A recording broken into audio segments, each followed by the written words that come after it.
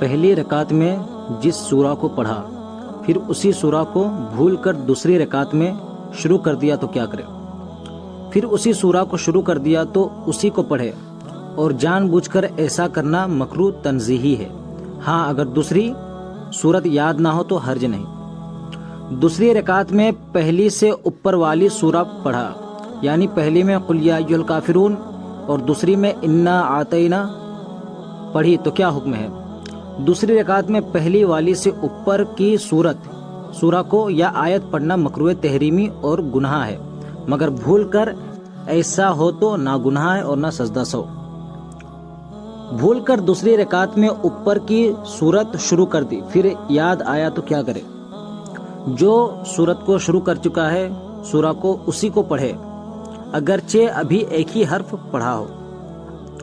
پہلی رکعت میں الم تری اور دوسری میں لإلافی چھوڑ کر ارأیت الذی پڑھنا کیسا ہے؟ دوسری میں ایک چھوٹی سورت چھوڑ کر پڑھنا منع ہے، اور بھول کر شروع کر دی تو اسی کو ختم کرے، چھوڑنے کی اجازت نہیں۔